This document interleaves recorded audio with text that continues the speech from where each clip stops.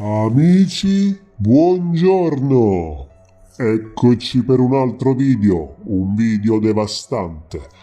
Allora, intanto mi preme dire grazie a tutti, grazie a tutte quelle persone che si stanno iscrivendo, che stanno partecipando attivamente al mio canale, che stanno commentando, che mettono like e che hanno quindi evidentemente attivato la campana.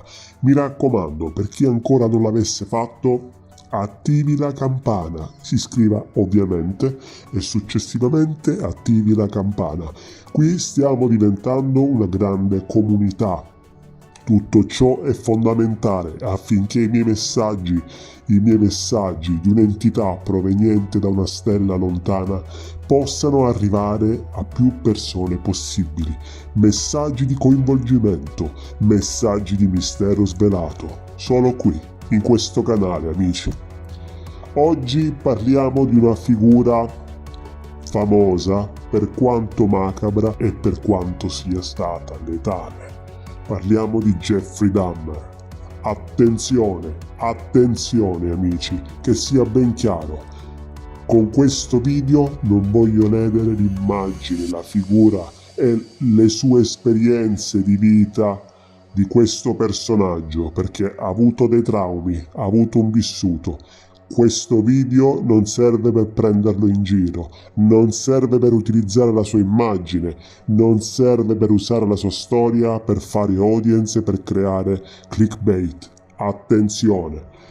Massimo rispetto a tutte le vittime di questo personaggio e a tutte quelle vittime che hanno subito azioni deliranti, omicide da parte di personaggi simili. Questo video vuole soltanto documentare e soprattutto fare in modo di porre una domanda. Io infatti vi pongo una domanda. Ed è quello che succede spesso ogni qualvolta sento di personaggi con una storia simile a quella di Jeffrey Dahmer. Secondo voi, questa è la mia domanda e mi piacerebbe che voi commentaste, secondo voi Jeffrey Dahmer era o non era parassitato?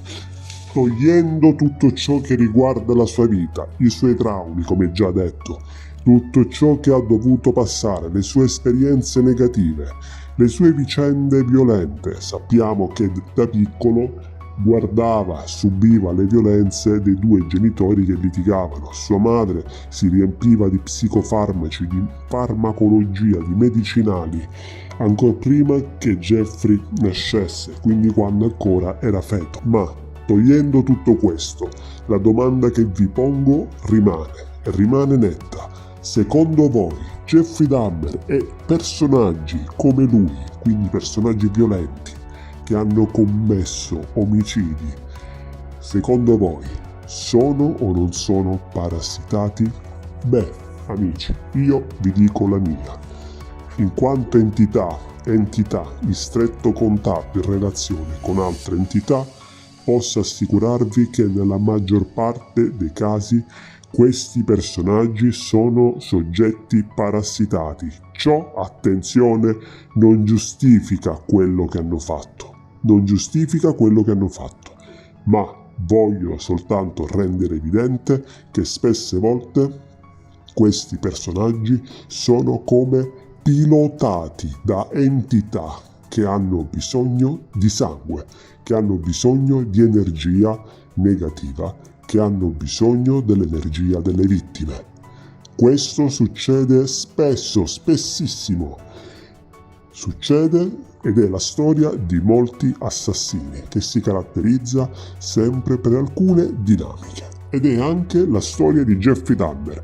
Con questo video voglio dimostrarvi, facendovi vedere un'intervista risalente al 1993, chi era Jeffrey Dahmer. Guardatelo in viso, ascoltate il tono della sua voce, è un tono ripetuto, è un tono quasi robotico, non sembra più essere un essere umano, non ha più un'energia vitale. Ma anche in video passati, in registrazioni casalinghe amatoriali, Quando si ascoltava la sua voce era sempre così, una voce ripetuta, una voce robotica, una voce di un soggetto certamente pilotato, posseduto. Questo è un caso di possessione aliena, amici, e di questo ne sono certo, come anche tante altre storie. Adesso vi farò vedere questa intervista. Guardate le risposte di Jeffrey Dahmer, guardate come risponde, ripeto, il tono della voce, ma anche l'espressione del viso. Sembra non avere più le proprietà della capacità di utilizzare i muscoli mimici facciali. Amici, vi lascio quindi a questa intervista, ripeto, intervista del 1993 e ripeto, grazie a tutti coloro che si stanno iscrivendo a questo canale. La comunità si sta ampliando, i messaggi stanno dilagando e si stanno diramando. Amici, allora, ci vediamo presto per un prossimo video, colmo intriso di mistero. Cercheremo di svelare i misteri dell'universo, misteri dell'uomo, perché poi tutto è uno. Amici, al prossimo video. Un saluto da un'entità che proviene dalla stella Sirio B. A presto.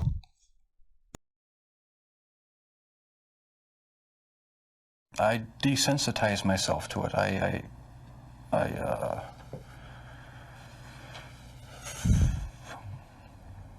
I don't know, I went to great lengths. He is pure evil, but you'd never know it by looking at him. But when you hear him, that's another story.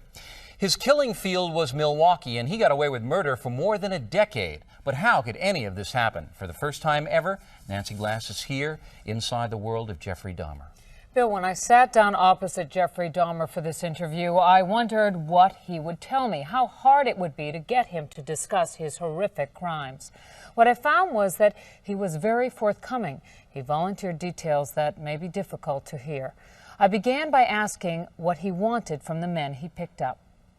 I had these obsessive desires and thoughts wanting to control them, to, I don't know how to put it, possess them permanently. And that's why you killed them. Right, right. Not because I was angry with them, not because I hated them, but because I wanted to keep them with me. And as my obsession grew, I was saving body parts such as skulls and skeletons. Jeffrey Dahmer is recalling his monstrous past. Almost 2 years ago in this little apartment in Milwaukee, police discovered the grisly remnants of one of the most horrible crime sprees in American history. Jeffrey Dahmer, an unassuming chocolate factory worker, would eventually confess that he had seduced, murdered, and dismembered 17 young men. He even ate some of his victims' body parts. He instantly became the center of worldwide media attention, a serial killer unmasked. There were protests and press conferences in Milwaukee as people tried to understand how this could have happened in their midst. How did Jeffrey Dahmer get away with murder after murder for 13 years? How did a boy born into a hard-working middle-class family turn into the worst kind of monster imaginable? In this exclusive interview, we put those questions to Jeffrey Dahmer himself. We met with him at the maximum security prison where he is serving his sentence of 999 years. For the first time, he talks about his crimes and gives us a chilling look inside the mind of a serial killer. It's a process. It doesn't happen overnight. When you depersonalize another person and view them as just an object for pleasure instead of a living, breathing human being, it seems to make it easier to do things you shouldn't do. The reason why Jeffrey Dahmer was able to get away with his crimes was because of just what you are seeing here. Jeffrey Dahmer is intelligent and articulate. That is what makes him so frightening. But if you listen carefully to his words throughout this interview, you realize it is a thin disguise. You do sound, though, like the kind of person who could have said to himself, "This is wrong, I must stop." I always knew that it was wrong, but after the first killing was not planned. I was coming back from the shopping mall back in '78. I had fantasies about picking up a hitchhiker and taking him back to the house and having complete control and dominance over him. The hitchhiker's name was Stephen Hicks. He was just 18. Jeffrey Dahmer took him to his parents' house. There he strangled him with a barbell. He dismembered the body and hid it in a drain pipe. It was Jeffrey Dahmer who gave those details to the police in his confession. No one had a clue as to what was happening for over a decade. During that time, Jeffrey Dahmer joined the Army and was sent to Germany. He was eventually discharged for a drinking problem and returned to Ohio. 9 years after Stephen Hicks' murder, the killing began again. What happened to you in the 9 years in between that you were able to stop, that you were able to control yourself? It just wasn't an opportunity to fully express what I wanted to do. There was just not the physical opportunity to do it then. And I started, when I moved to Milwaukee in '81, I started reading pornography, going to the bookstores. Eventually that led to frequenting the gay bars. And then one time I brought this young man back to the hotel room, the Ambassador Hotel. Was just planning on drugging him and spending the night with him. Had no intention of hurting him. When I woke up in the morning, he had a broken rib here, was heavily bruised. Apparently I had beaten him to death with my fists. And you have no memory of it? I have no memory of it. But that's what started the whole spree all over again. Dahmer says he snuck the corpse of his victim, Stephen Toomey, out of his hotel room in a suitcase. Then he took it to his grandmother's house, where he cut up the body and put it in plastic garbage bags. When you killed these men, afterwards, were you repulsed? Were you upset? No, at the time, it was almost addictive. It was almost a surge of energy. I wouldn't have to worry about any of their needs or anything. I just had complete control of the situation. But Jeffrey Dahmer was out of control. The urge to kill had overpowered him. As police later learned, he wasn't satisfied with his victim's death. He wanted more. Why did you photograph them? It was my way of remembering their appearance, their physical beauty. I also wanted to keep something. If I couldn't keep them there with me whole, at least I felt that I could keep their skeletons. And I even went so far as planning on setting up an altar with the 10 different skulls and skeletons. And what was the purpose of the altar going to be? As a sort of memorial. A point where I could, I don't know, it's so bizarre and strange, it's hard to describe. A place where I could collect my thoughts and feed my obsession. When the bodies were still in your apartment, there was no time when you would see them and say, "This is grotesque. What have I done?" There were times, but the compulsive obsession with doing what I was doing overpowered any feelings of revulsion. This man with a quiet, almost shy demeanor became a master manipulator who was able to lure strangers he met at gay bars to his apartment. He was even able to con the police into returning a 14-year-old boy to him after neighbors called 911 upset that the child was in the street naked and bleeding.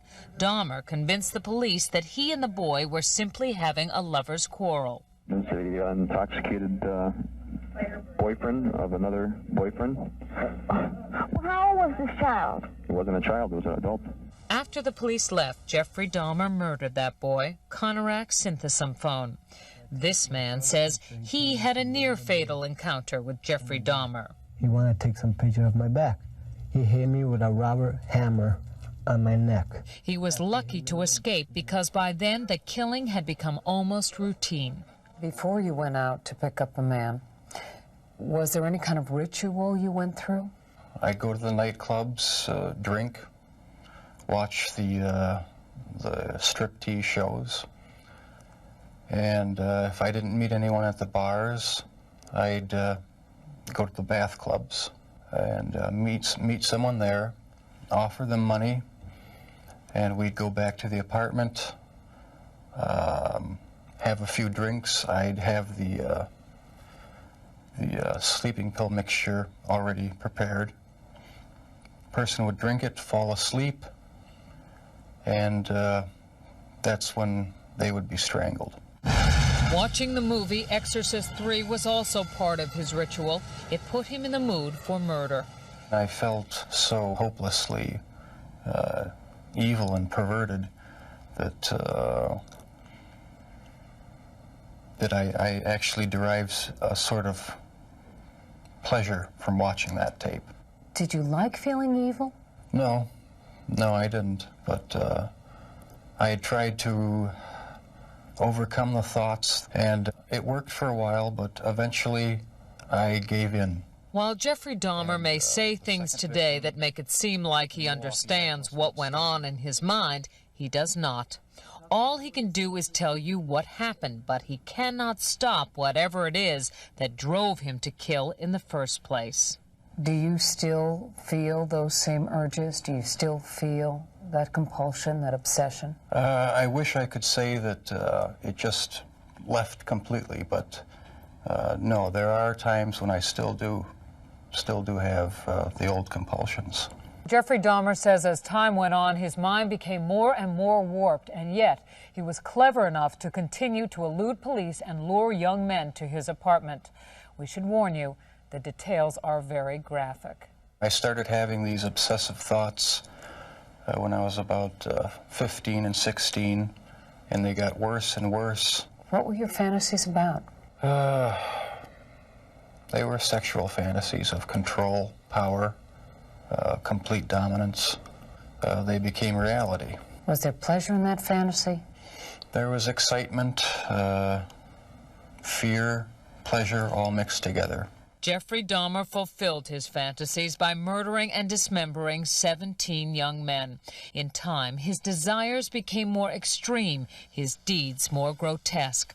Listen to him talk about the most unnatural things in the most matter-of-fact of ways.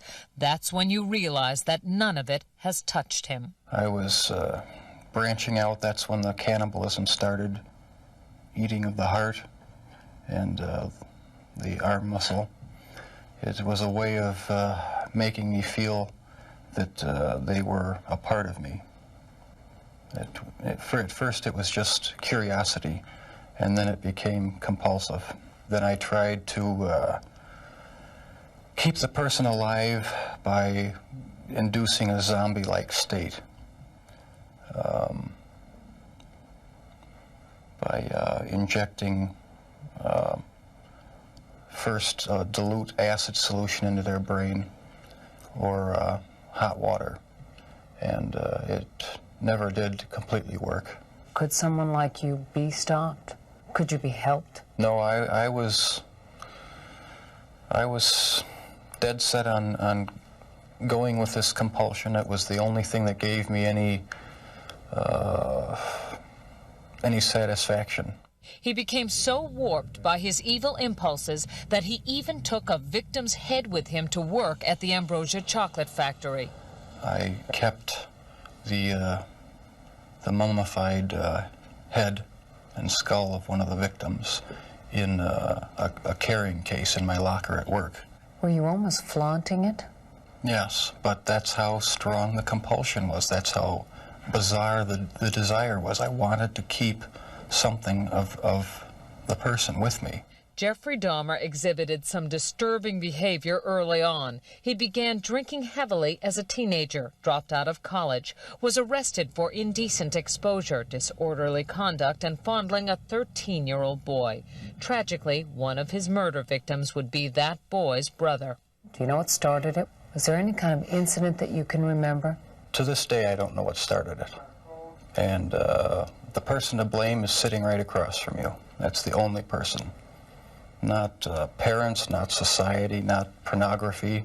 I mean, those are just excuses. His macabre 13-year crime spree finally ended when this man, Tracy Edwards, brought the police to the infamous apartment. Like the others, he had gone there with the promise of money. He was listening to my heart, because at a point he told me he was going to eat my heart at that point. I hit him, and I ran. What was the turning point for you that made you suddenly realize that you had done something terribly wrong, something you should be sorry for? It was the night of the arrest. I have no memory of what happened during the 6 hours before the last victim ran out of the apartment.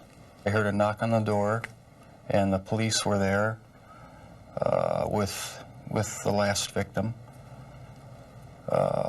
They asked me where the key was to the handcuffs. My mind was in a haze. I sort of pointed to the bedroom, and that's where they found the pictures. And they yelled, "Cuff him." And I was handcuffed. And it was just the realization that there was no point in trying to hide my actions anymore.